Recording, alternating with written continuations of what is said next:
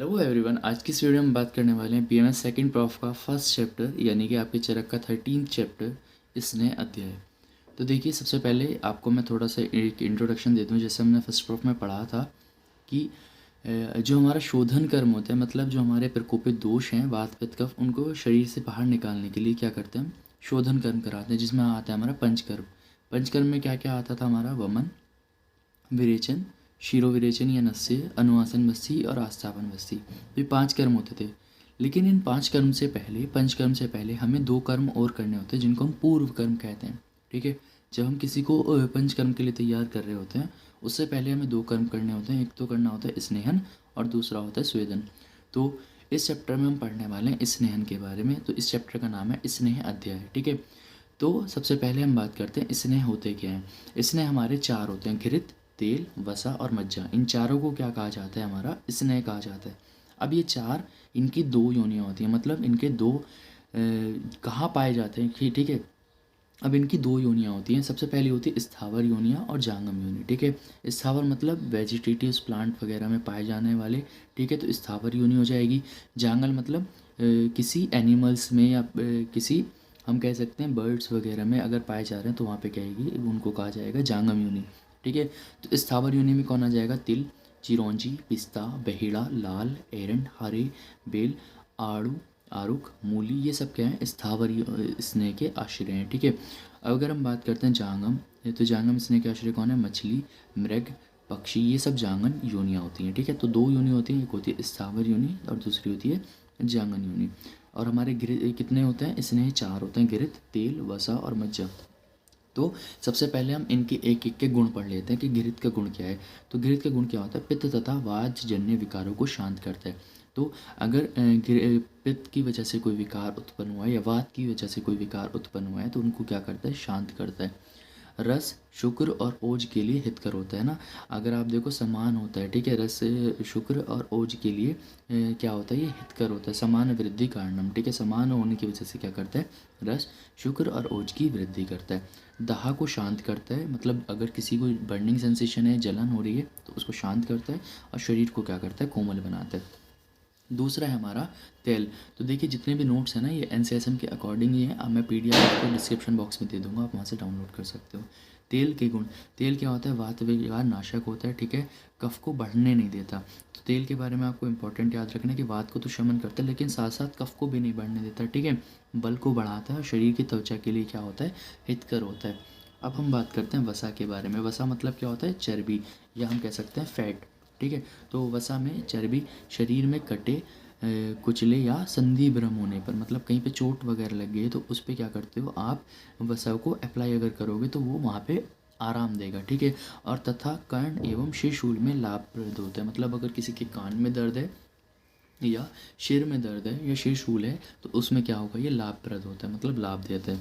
मज्जा के गुण, ठीक है, मज्जा यानी कि आपकी बोन मैरो, तो उसके ये क्या करता है, बल देता है, वीर्य बढ़ाता है, रस, कफ, मेद और मज्जा, इन सब की क्या करता है, हमारी बॉडी में वृद्धि करता है। और विशेष रूप से क्या करता है, हड्डियों में बल प्रदान करता है, क्योंकि बोन मैरो कहाँ रहती है, आपकी बोन्स के बीच में। तो साइड से बात है, क्या करेगा, बोन को बल प्रदान करेगा।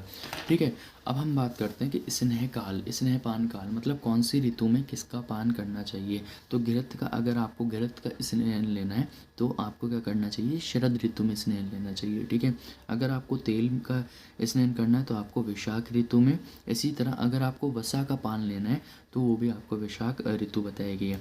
अगर आपको मज्जा का पान करना है तो आपके लिए प्रावृत ऋतु बताई गई है। तो ये 4 हमारे स्नेह और 4 स्नेह की अलग अलग ऋतु बताई गई हैं। अब हम करते हैं दोष अनुसार स्नेहपान काल। अगर देखें किसी में, ये तो अभी हमने बात किया था ऋतु के अनुसार स्नेहपान बताया था। ठीक है, अब हम बात करते हैं कि दोष के अनुसार, अगर किसी का वात पित्त अधिक हो रहा है, ठीक है, अगर किसी में वात पित्त की विकृति हुई है तो उसमें क्या करना चाहिए आपको, उष्ण काल में रात्रि में स्नेहपान कराना चाहिए। ठीक है, मतलब अगर गर्मी है और वात पित्त बढ़ा हुआ है, ठीक है, तो आपको स्नेहपान कब देना है, रात्रि में देना है।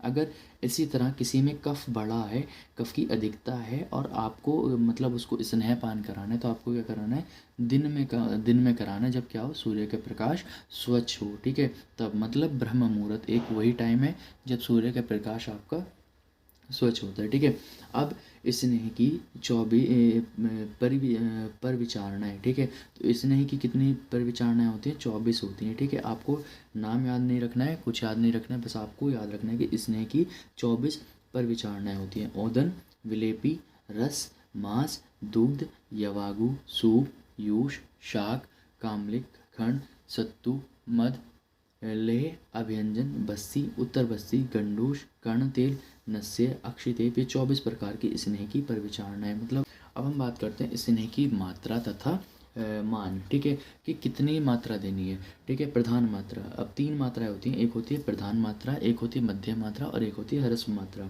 ठीक है। मतलब अगर हम किसी को स्नेह दे रहे हैं, अगर वो स्नेह एक दिन रात में पच रहा है, मतलब 24 घंटे में अगर पच रहा है, तो वो कहलाएगा हमारी प्रधान मात्रा। मतलब हमें नहीं पता कि स्नेह कैसे देना है, तो अगर हमारा स्नेह, जब हमने किसी को स्नेह दिया, मतलब गिर, तेल, वसा, मज्जा, कुछ भी दिया, उसमें अगर उसका जो डाइजेशन है वो 24 घंटे में हो रहा है, मतलब पूरी एक दिन और पूरी एक रात, तो 12 घंटे दिन के, 12 घंटे रात के, तब उसमें डाइजेशन हो रहा है उसका, तो वो कहलाएगा हमारा प्रधान मात्रा, ठीक है। मध्य मात्रा जो दिन में पच जाए, मतलब 12 घंटे में जो पच जाए, वो है मध्य मात्रा, ठीक है। अब इसके बाद है ह्रस्व मात्रा, जितना स्नेह आधा दिन मतलब 6 घंटे में पच जाए, वो होती है स्नेह की ह्रस्व मात्रा, ठीक है। अब हम बात करते हैं कि जो मात्राएं हैं, अब प्रधान मात्रा किसको देनी है, कौन से पुरुष होगा जिसमें प्रधान मात्रा आप दे सकते हो, मतलब इतना कितना उसमें स्नेहपान करा सकते हो कि 24 घंटे में पचे, तो वो कौन से व्यक्ति होंगे? पहला है नित्य अधिक सेवन, स्नेह सेवन, मतलब जो हमेशा जो मतलब डेली स्नेह का सेवन करता हो, उसमें आप क्या कर सकते हो, उस पुरुष को आप प्रधान मात्रा दे सकते हो, जो भूख और प्यास को सह लेता हो, ठीक है। मतलब आपको स्नेहपान करने के बाद कुछ चीज़ें मनाही होती है कि आपको ये नहीं करना है, वो चीज़ें नहीं खानी है, तो उसके लिए आपको क्या करना है, भूख और प्यास को बर्दाश्त करना हो, ठीक है। जिसकी जाठर अग्नि परबल हो, मतलब जाठर अग्नि जिसकी अच्छी होगी, जाहिर सी बात है उसमें ही क्या होगा, डाइजेशन अच्छा होगा, ठीक है। अब हम बात करते हैं जिनका शारीरिक बल क्या, अब इसके बाद है जिनकी जाठर अग्नि प्रबल हो, तो उसमें भी क्या करना है, जिनकी जाठर अग्नि प्रबल होगी उसमें हम प्रधान मात्रा में स्नेहपान करा सकते हैं, ठीक है। जिनका शारीरिक बल उत्तम हो, मतलब जो उनका शारीरिक बल, जो उनकी कैपेसिटी है, या जिनको तुम कह सकते हो जो उनकी स्ट्रेंथ है वो अच्छी हो, जिनको सांप ने काटा हो, ठीक है। अगर किसी ने किसी को सांप ने काटा, तो आप क्या करो, उसको स्नेह की प्रधान मात्रा दे दो। अब इसके बाद कहा गया जिनको मूर्छा रोग हो तथा मल गाढ़ा आता हो, तो जिनको मूर्छा रोग हो या जिनको मल गाढ़ा आता हो, तो उसमें हम क्या कर सकते हैं, प्रधान मात्रा का सेवन करा सकते हैं, ठीक है। अब इसके बाद है मध्य मात्रा, मध्य मात्रा को किसको देंगे, अरूषक, मतलब छोटी फुंसियाँ हो जिसके, वे बड़े फपोले हो चुके हो, या पिंड पामा, मतलब पकने वाली खुजली हो चुकी हो, कुष्ठ हो चुका हो, प्रेम परमे हो, या वात रक्त से पीड़ित हो, तो इन मनुष्य में, या जो मनुष्य अधिक ना खाते हो, ठीक है, उनमें क्या करना चाहिए आपको, स्नेह पान की जो मात्रा है वो आपको मध्यम रखनी है। इसके बाद है ह्रस्व मात्रा, या बिल्कुल आपको कम मात्रा में जिस पुरुष को करा देनी है, तो वो कौन कौन से होंगे, जो रोगी वृद्ध है, ठीक है, या बालक है, सुकुमार प्रतीक है के है, जो सुख आराम में रहने वाला है, मतलब जो जिसको डिस्कम्फर्टनेस बर्दाश्त नहीं होती उसको, जो खाली कोष्ठ रहने पर कष्ट अनुभव करते हैं, मतलब जिनको भूख बर्दाश्त नहीं होती है उनको, और जिनकी जाठर अग्नि मंद रहती है उनको, तो उनको क्या करनी है, या जो दिन में जो जिनको अधिक दिन से ज्वर हो, मतलब फीवर काफ़ी क्रॉनिक फीवर है, ठीक है, अतिसार हो और खांसी से पीड़ित हो, तो उनको आपको क्या करनी है, जो मात्रा है द्रव्य आपकी स्नेह की, वो आपको कम मात्रा में स्नेहपान कराना है, ठीक है। अब हम बात करते हैं स्नेह मात्रा, लक्षण और गुण एवं प्रयोग स्थल, ठीक है। मात्रा ह्रस्यसी, ह्रस्व मात्रा, मध्यम मात्रा और उत्तम मात्रा, 4 मात्राएं और बताई गई, ठीक है। अब हम बात करते हैं ह्रस्यसी, ह्रस्यसी मतलब कितना, कम से कम 1 से 2 तोला, ठीक है, वो मतलब जो पच जाए वो है ह्रस्यसी मात्रा, ठीक है। ह्रस्व मात्रा मतलब 6 घंटे में पचने लायक जो मात्रा है वो कौन सी है, हमारी ह्रस्व मात्रा। मध्य मात्रा मतलब जो 12 घंटे में जिसका पाचन हो वो होगी मध्य मात्रा, और उत्तम मात्रा क्या होगी, जो इसका 24 घंटे में पाचन हो वो होगी हमारी उत्तम मात्रा। अब हम बात करते हैं मात्राओं के गुण और प्रयोग स्थल, तो दोष दोष आदि का विचार कर परीक्षण के तौर पर प्रयोग करना चाहिए, ठीक है। बस हमें क्या करना है, यहाँ पे दोष दोषी को देखना है पहले उसका, कि दोष कौन से हैं, दोषी कौन से हैं, ठीक है। उसके बाद हमें क्या करना है, केवल परीक्षण के तौर पर इसको यूज़ किया जाता है, ठीक है। ह्रस्व मात्रा किस में यूज़ की जाती है, वृद्ध में, बालक में, सुकुमार में, आराम तलब में, मंद अग्नि में, ज्वर और अतिसार, जो मैंने आपको यहाँ पे बताई थी। ठीक है, इसी तरह मध्य मात्रा किस में देगी, अरूषक। ठीक है, मतलब छोटी फुंसियाँ, सपोर्ट मतलब बड़े फफोले, पिंड का कंडू, और कुष्ठ में क्या करने आपको मध्य मात्रा का स्नेहपान कराना है। उत्तम मात्रा में कौन सी होगी, 24 घंटे में पचने वाली जो मात्रा होती है उसको उत्तम मात्रा कहा जाता है।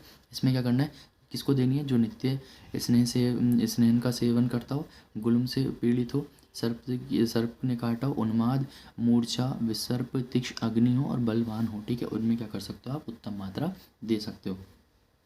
ठीक है, अब हम बात करते हैं किसके लिए कौन सा हितकर है। ये तो हमने बात की थी मात्रा के अकॉर्डिंग। ठीक है, अब हम बात करते हैं कि घृत किसको पिलाना है, वसा का, या हम कहते हैं तेल का स्नेहपान किसको कराना है, उसके बारे में बात करते हैं। तो घृत सेवन योग्य जिसमें वात प्रकोपित हो या वात पित्त रोगी हो। ठीक है, अभी मैंने बताया था घृत क्या करता है, वात पित्त के रोगों को शांत करता है। जो नेत्र की ज्योति बढ़ाना चाहते हो उसको घृत का सेवन करना चाहिए। जो बहुत क्षीण हो चुका हो उसको घृत का सेवन, मतलब बहुत ज़्यादा दुबला पतला हो, जो वृद्ध हो, बालक या निर्बल हो। ठीक है, जो अपनी आयु को बढ़ाना चाहता हो, जो शरीर में बल, कांति और उत्तम स्वर चाहता हो। ठीक है, उसको क्या करना चाहिए, घृत का सेवन करना चाहिए। शरीर में पुष्टि चाहता हो, उसको संतान चाहता हो उसको, क्योंकि संतान कैसे होगी, शुक्र की वृद्धि होगी, और घृत क्या करता है, शुक्र की वृद्धि कराता है। ठीक है, शरीर में कोमलता लाना चाहता हो, जो मुख पर दीप्ति यानी कि रौनक लाना चाहता हो, ओज, स्मृति, धारण शक्ति, इंद्र शक्ति और बल को बढ़ाना चाहता हो, उसमें क्या करना चाहिए, जो घृत की है मात्रा है उनको, मतलब घृत का पान करना चाहिए, सॉरी। ठीक है, अब हम बात करते हैं तेल के सेवन योग्य रोगी। तो तेल का सेवन किसके लिए कहा गया है, एक सेकेंड। तो देखिए, तेल का सेवन किसको कहा गया है, कफ एवं मेद बढ़े हो, जिसमें कफ बढ़ा हो, मेद बढ़ा हो, बहुत मोटा हो। ठीक है, जिनके गले और उदर में इतना मांस बढ़ गया हो कि चलते समय हिलता हो। ठीक है, तो जिनके गले में और उदर में बहुत ज़्यादा मांस बढ़ गया, उनको, जो वात रोगों से ग्रस्त हो या वात प्रकृति का हो, जो शरीर में बल, पतलापन, हल्कापन चाहते हो। ठीक है, तो उनको क्या करना चाहिए, तेल का सेवन करना चाहिए। तो उनके लिए बताया गया तेल को, इनके लिए हितकर बताया गया है। ठीक है, अब हम बात करते हैं वसा सेवन योग्य रोगी। वसा सेवन में किसको कहा गया, वायु एवं धूप को सह सकता हो। ठीक है, रुक्ष शरीर के हो, भार ढोने और रस्सा चलने से जो क्रश हो गया हो। ठीक है, जिनका वीर्य और रक्त सूख गए हो, उसमें क्या करना है, वसा का सेवन कराना है। जिनके शरीर, संधि, स्नायु, मर्म एवं कोष्ठ से अधिक तीव्र पीड़ा उत्पन्न होती हो, उसमें क्या करना है, हमें वसा का यूज़ कराना है। अब हम बात करते हैं मज्जा। मज्जा सेवन योगी कौन है, जिसकी अग्नि तीव्र हो, जो क्लेश को सहन कर सकता हो। ठीक है, जो बहुत अधिक मात्रा में भोजन करते हो उनको, और जो सदा स्नेह सेवन करते हो या वात रोग से पीड़ित हो, उनको हम क्या करा सकते हैं, मज्जा का सेवन करा सकते हैं। ठीक है, आज के लिए इतना ही। नेक्स्ट वीडियो में हम बात करेंगे स्नेह प्रयोग अवधि, मतलब किस तरह से कराना है। ठीक है, अगर आपको वीडियो पसंद आई है तो चैनल को सब्सक्राइब कर लेना। Thank you.